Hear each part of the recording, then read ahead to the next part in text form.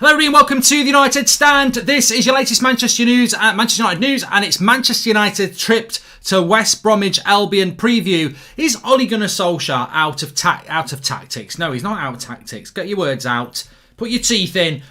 Is Ole Gunnar Solskjaer out of options at Manchester United in relation to his starting 11? This is a very big weekend in the Premier League. Liverpool play Leicester. Man City play Spurs. Chelsea don't play till Monday against Newcastle. We've got 3 points on a plate.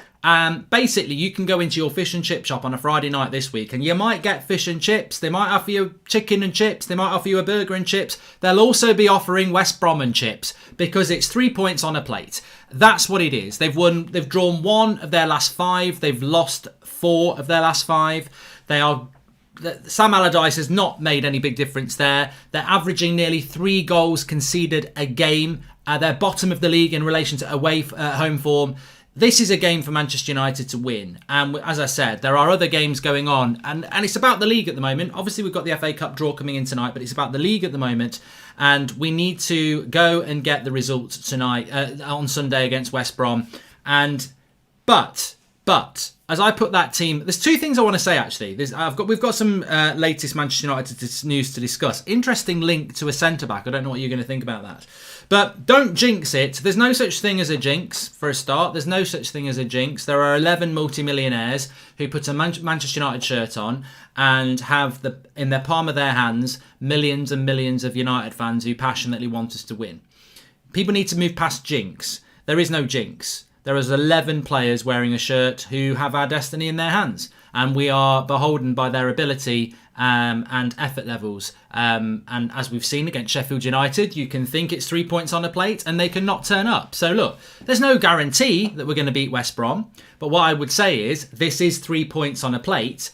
It's up to them whether they eat it. And you know what? They need to eat it. Because we're back in the league now. We might not be going to be winning the league, but I still think if we can finish top 4, and even better if we can finish second, then that's improvement for us. But I do want to just talk about this team on the left here very, very quickly.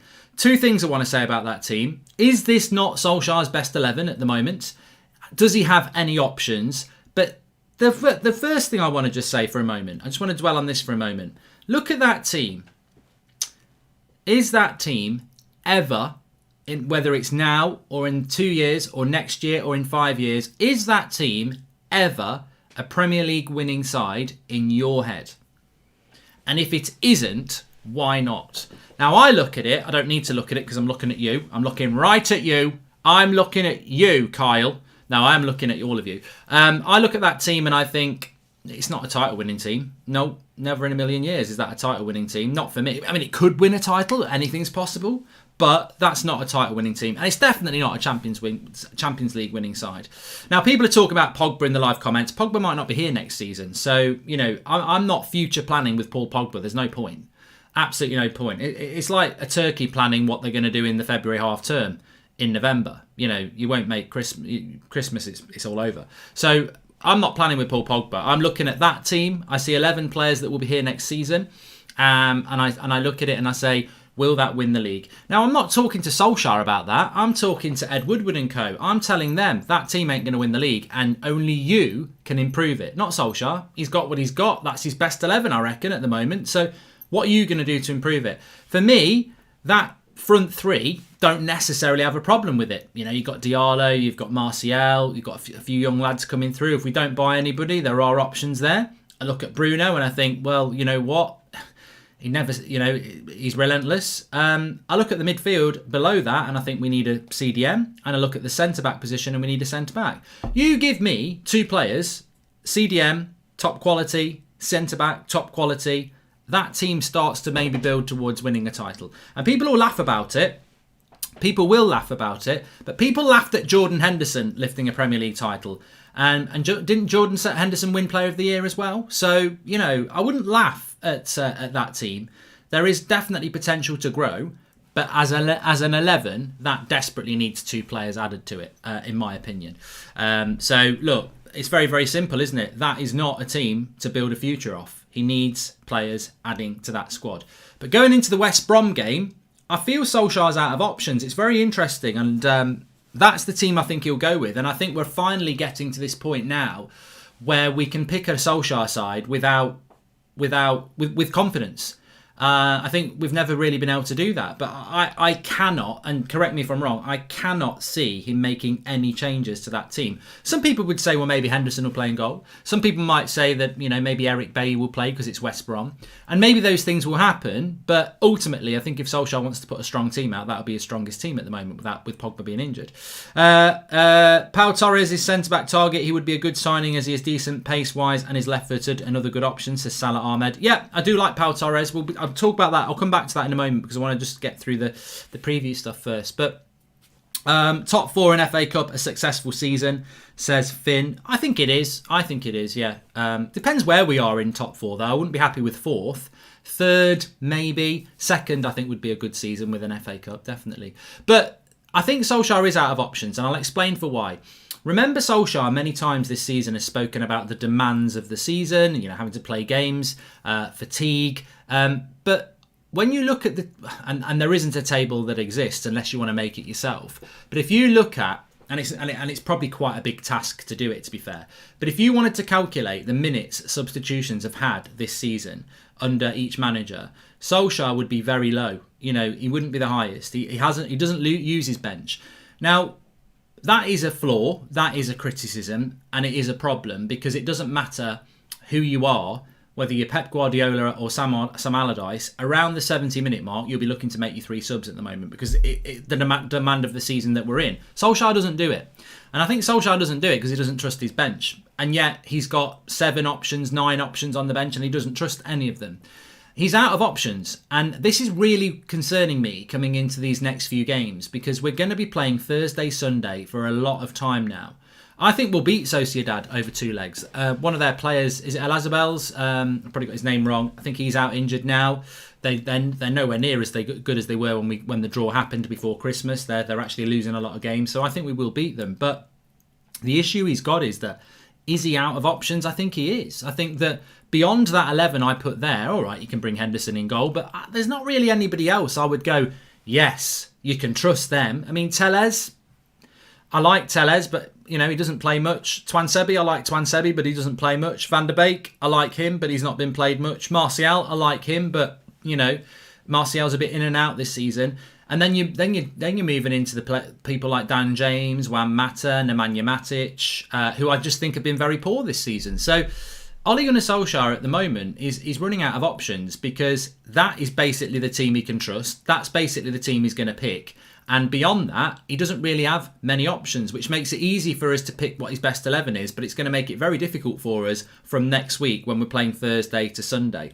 But what I do want to see, let's just talk about the game quickly. What I do want to see is, I do want to see Amad Diallo on the bench. I should have said this at the start of the video, and I don't know what everybody thinks, but I want to see Amad Diallo on the bench because there's no point in us all getting hyped about Amad Diallo. He makes it into the matchday squad. He makes it on the bench for the West Ham game in the Cup and doesn't get 1 minute, doesn't even get a second, and then you take him off the bench. If you put somebody on the bench, don't take them off the bench until you've given them a chance, you know what I mean? And some people might disagree with me on this one, but I'm not going to disagree with myself, although sometimes I do when I'm looking in the mirror. But I'm not going to disagree with myself on this. I think Amad Diallo should not be taken off the bench until he's had a minute. If you want to get Mata on the bench, take Dan James off it. He's had minutes, he's had chances. So I don't want to see Amad Diallo taken off the bench, but I've got a funny feeling he will do because I think the under-23s have got a game tomorrow night and I think Diallo will drop down to that.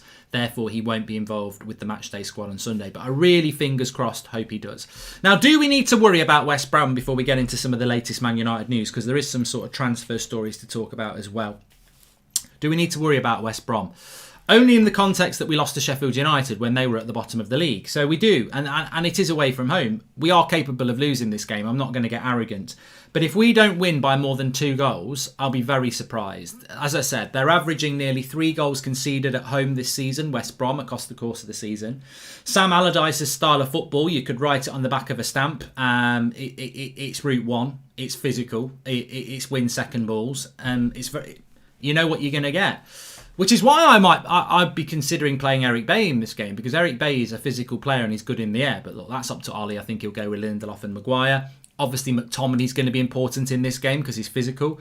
And I think Fred will be important as well for his tenacity. So I think he will go McTominay and Fred. But I think that with West Brom, as long as we turn up and as long as we are focused, then we can win this game. And I know that's a big if, but I think in a game like this, you got to play Cavani. I want to see Martial starting against Sociedad on Thursday night, and I want to see Cavani on the bench. I want to see Cavani starting against West Brom and Martial on the bench.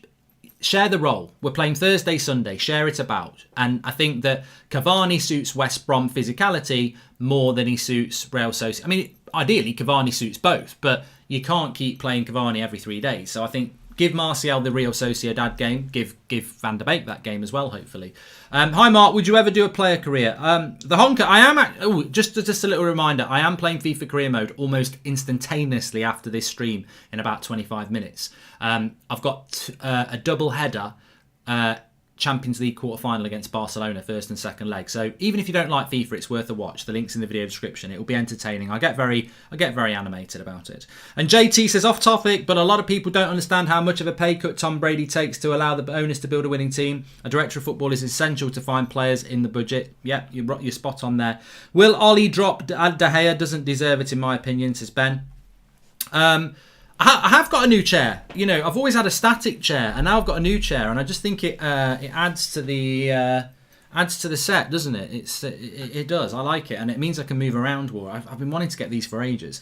So shout out to the chair. Smash a like on the video for the chair. We all love the chair, hopefully. But no, seriously, I think that we do.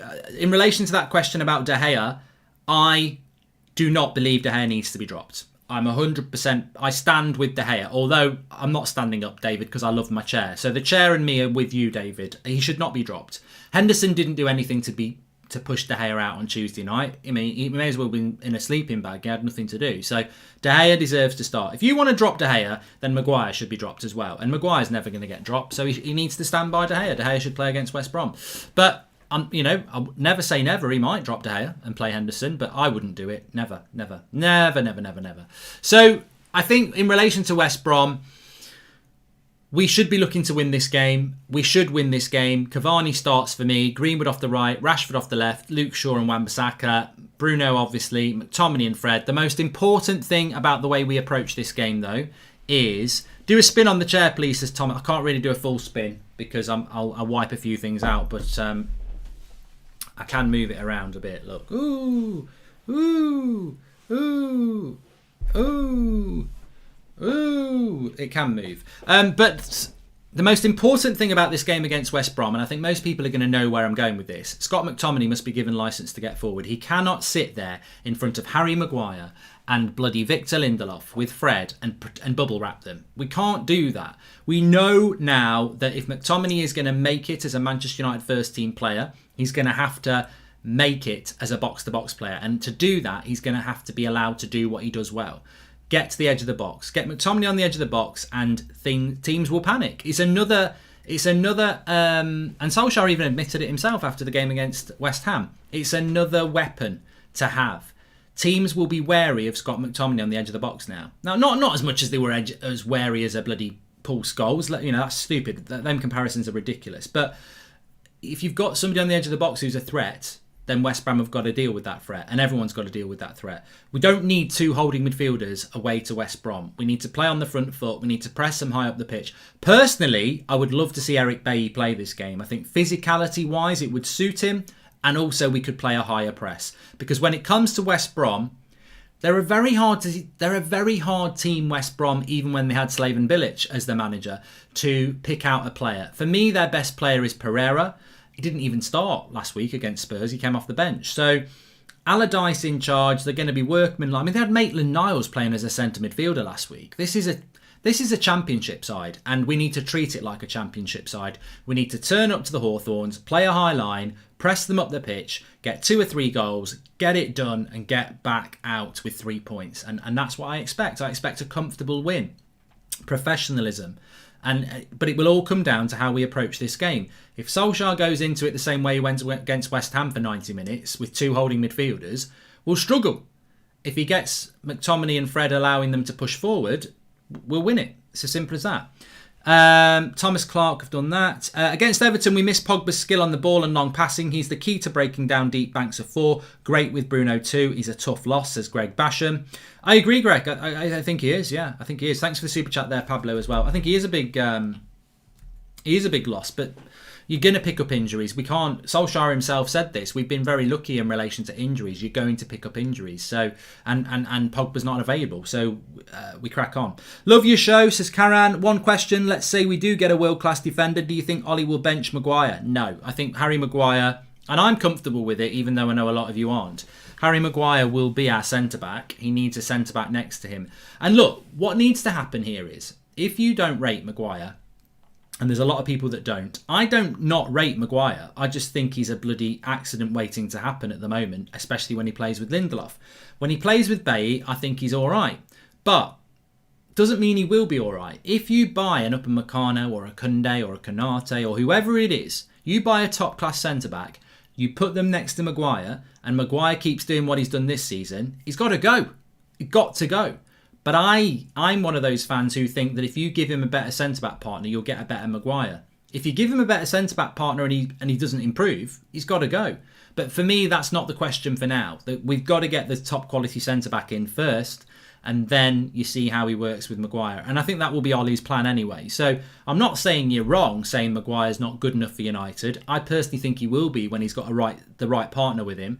But I might be wrong on it, and he might be crap in a year's time, in which case people will be saying we should have got rid of him, let's get rid of him now. You know, that's the beauty of being a Manchester United player. No player ever gets to rest on their laurels. Wayne Rooney at the end, people were saying it's time to go, despite the things he'd done for us. And that's what happens at Manchester United.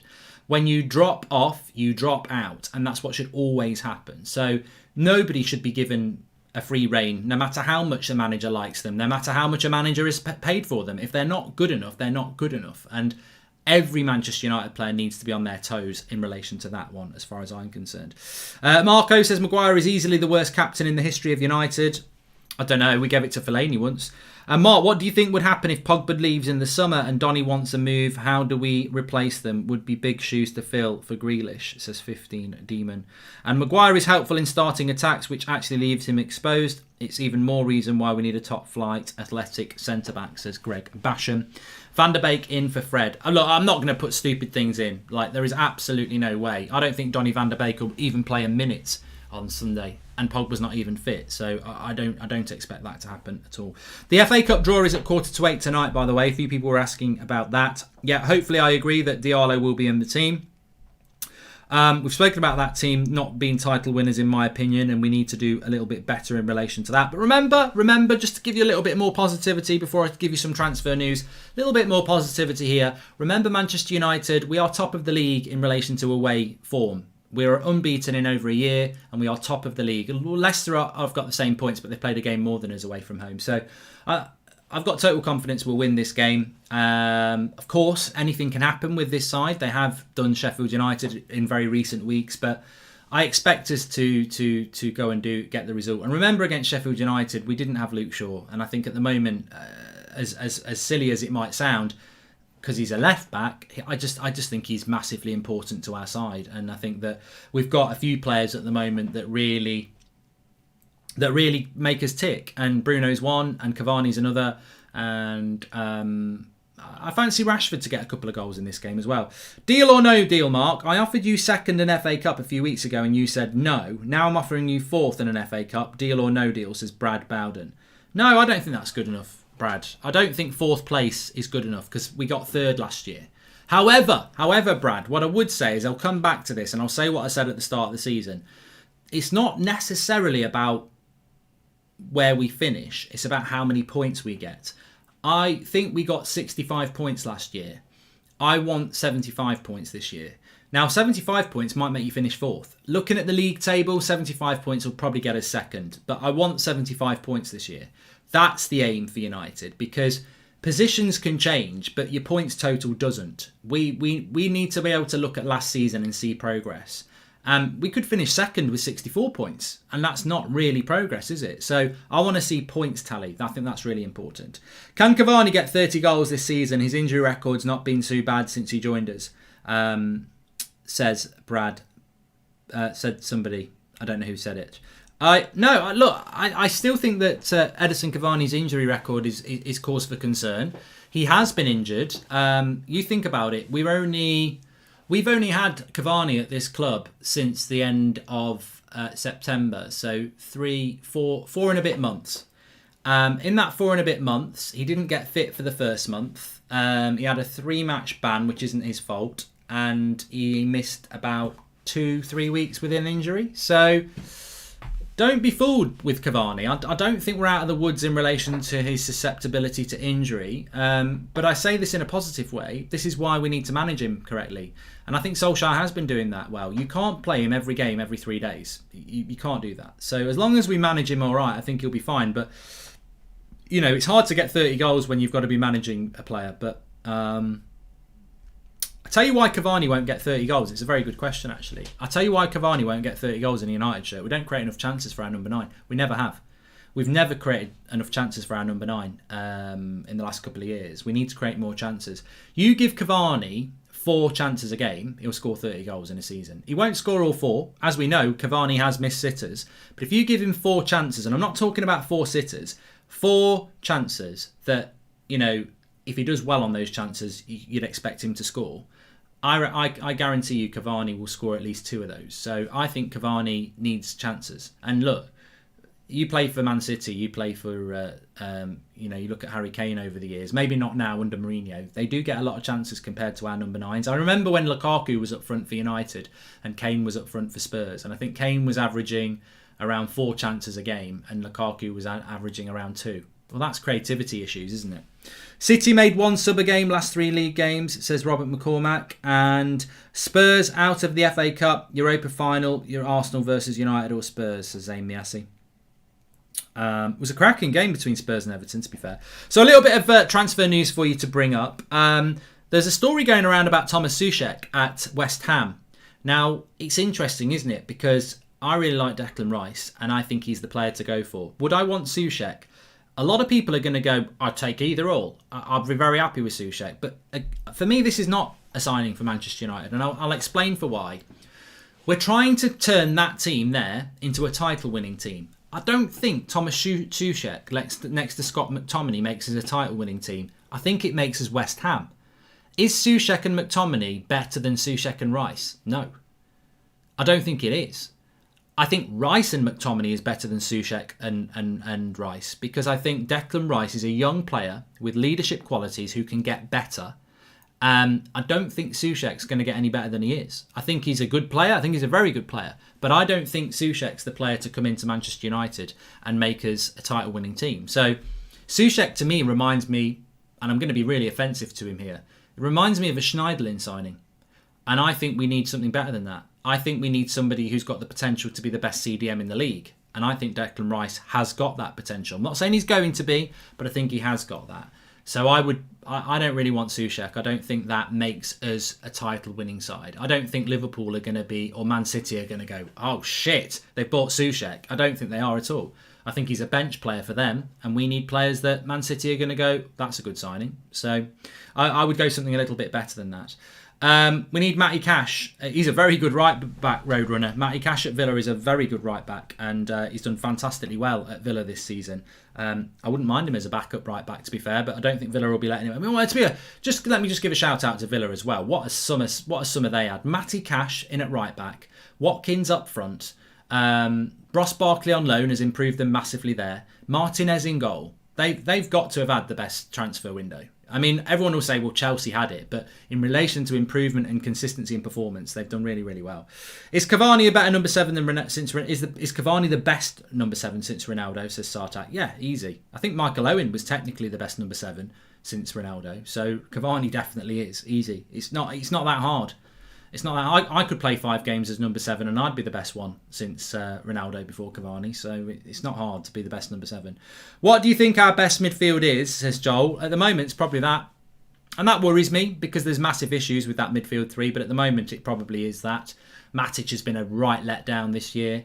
Van der Beek's not been given enough opportunity other than in the number 10 shirt, which is not a number 10. So I think on form, you've got to go with that 3. But we know there's weaknesses there. If McTominay's not allowed to get forward, I don't rate him as a CDM. Fred's passing is atrocious. And Bruno gets isolated by those. But I think this is why we need to buy a CDM, because I don't like that midfield three. I don't think it's good enough. What about Andres Pereira on loan? Do you think he can redeem himself at United? Pablo? God, no. Welcome to the Members Club, Roman. Okay, so another story that came out. Now, I don't know where this is. Shea Gaviro on Twitter, but it's on at MUFC MPB.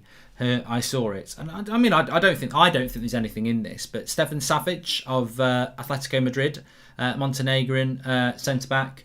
I think he's about 30 now. Apparently, Manchester United. He's one to watch that United might be looking at. So, it's a weird one. It's a new one on me. That I've never seen United linked to him. For me, it's a no. I bring it in because we've got a few minutes to have a chat about a few players, and it has been mentioned on social media, but I don't get this. Very, very, very good defender. Obviously playing for Atletico Madrid, most of their defenders over the last few years have been very good. But as a right-footed tall player with not much pace, I don't see what he would bring to our centre-backs unless he was a replacement for Maguire.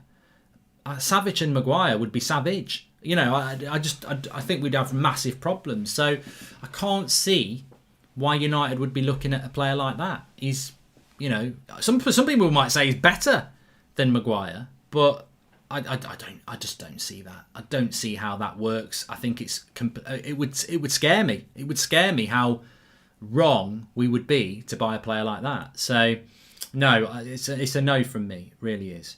But we'll see if anything ever comes of it. Hopefully it doesn't. Mark, we could try Tellez on the left wing. It could be something different. Your thoughts, says Mikael Roach. I wouldn't be opposed to giving Tellez a go on the left wing. Thoughts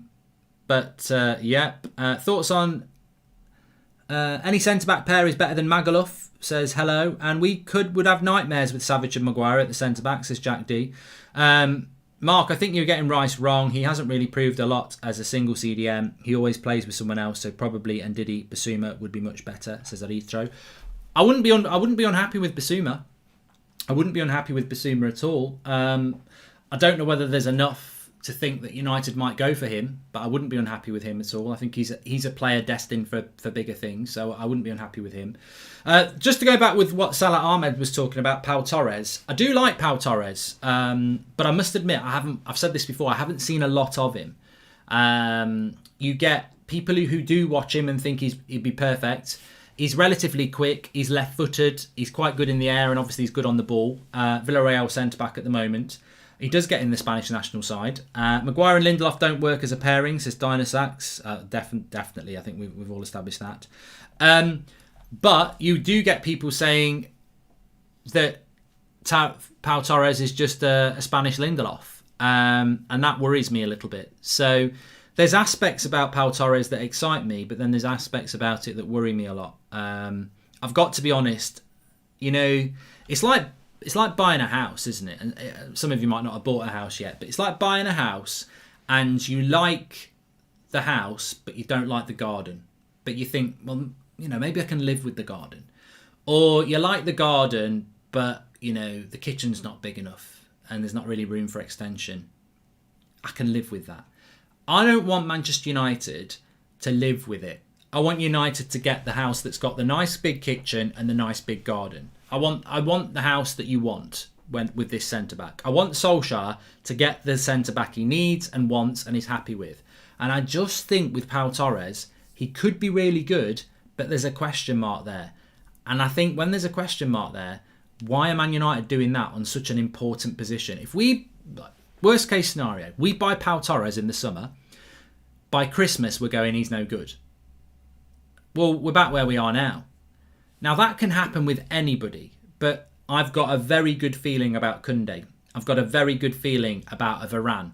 I've got a very good feeling about a Konate or an Upamecano. With Pau Torres, I'm like, yeah, it looks good, and it ticks a lot of boxes, but there's just something holding me back. Which position does Koundé really play, says Michael Prince? He's a right-sided centre-back, isn't he? Mark, I think, yeah, we've done that one as well. And Phil Jones' transformation is almost complete. He will be back, says Pablo Gonzalez. Pau is too slow, says Hashim. Mark, can you please do a Barnsley versus Chelsea watch along? No.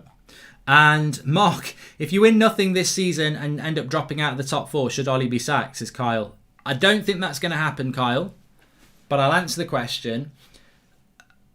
If we don't win anything and we don't get top 4, Solskjaer would have to be sacked, in my opinion. Unless there's mitigating circumstances, I don't see how you would give him another year, because he's out of contract with a year to go. You don't win anything, which means you've not won anything, obviously. You don't get top 4 when last year we got 3rd. Unless there was some real reason for it happening, like a huge injury crisis or something stupid, I would say he'd have to go. Sadly, yes. But I'm not going to sit on the fence about that. There'll be arseholes going, oh, look at Goldbridge, is Solskjaer out? I'm not Solskjaer out. I've been given a situation that I don't think will happen, and I've given an honest answer. I think we will get top 4. And I think he then should get a new contract, regardless of whether we win a trophy. I think a good season for us is to win the FA Cup and get top 4. I think that's a good season for us. I think an acceptable season is 3rd or above. I think if you finish 4th, he still will get a new contract, but maybe should only get another year. Because it's like... but as I said, it's about points tally for me. That's the most important thing. Devonte says we need Koundé, Trippier, and a man like Rodri. I don't. You know what? I think people are sleeping on Trippier. I don't think Trippier would be a bad player to bring in, and I think that's why United were looking at him.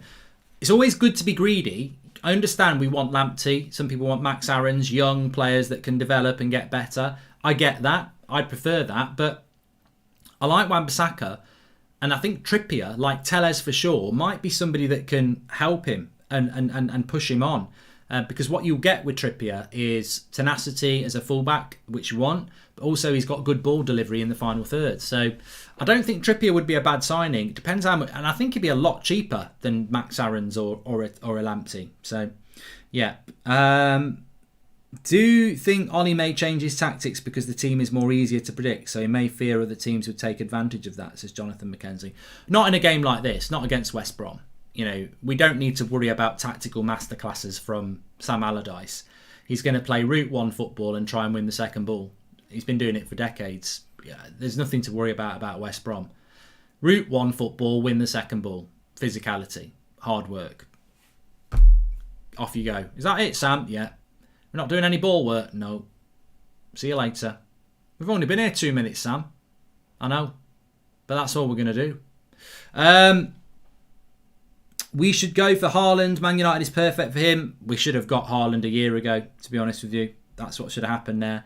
And welcome to the Members Club L33. Can I just say as well, let me just do this. I always do this on the preview show, so let me just do this now. Remember to play United Stand Picks. We give £1,000 cash prize pot away every match day.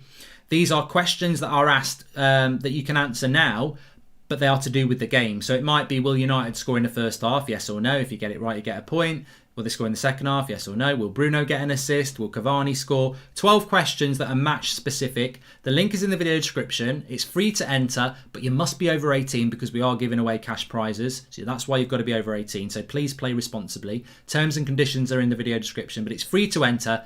Download it and get your picks in. And obviously, if you've already downloaded it, like many of you have, don't forget to play because you've already downloaded it. It's free to enter and you've got a chance of winning. So let me just tell you the past few winners because we've had a few. So for the Southampton game, we had joint winners of Sachin Pillai and it was 375 quid each. For the Fulham game on the 20th of January, Kamil Peskovski, he won 500 quid. For the Liverpool game, Kyle Bonner Black won 500 quid. And Larish David won 500 quid for the Burnley game. And our first ever £500 winner, by the way, was Man United at Man City League Cup, James Wood. So we've had lots of winners. £1,000 cash prize pot for Manchester United's visit to West Brom. Links in the video description for that. You must be over 18, but it is free to play. Good luck. Good luck. Ahmed Diallo is not expected to be in the under-23 game. Well, this would be good news. I really think it's so important that Ahmed Diallo is on the bench for the West Brom game. I hope Solskjaer feels that too. I think it's a total waste of time to put him on the bench for the game against West Ham, not use him and then say, off you go back to the under-23s. He's got to be on the bench against West Brom. Got to get him on the bench against West Brom. And also, I think the run of games that we've got coming up, there's opportunities. Why would you... Now Diallo's involved in the matchday squad, why would you send him back to the under-23s? Considering we're going into the Europa League next week, we're going to be playing Thursday, Sunday. I think now is the time to start getting him involved. Please smash a like on the video, by the way. Bottom right-hand corner to subscribe. We are on the road to 1 million subscribers. Got that wrong. Bottom right-hand corner to subscribe. Thanks everyone for tuning in. If you fancy a bit of football entertainment this afternoon, I'm going to be doing FIFA in about 5 minutes' time. I've got a double header against Barcelona in the quarterfinals, and Pogba plays for Barcelona because I sold him. So, going to be a bit of excitement for the next hour or so on Mark Goldbridge. That's football. I've also dropped the link in the video description for that. See you in a minute. Thanks for watching.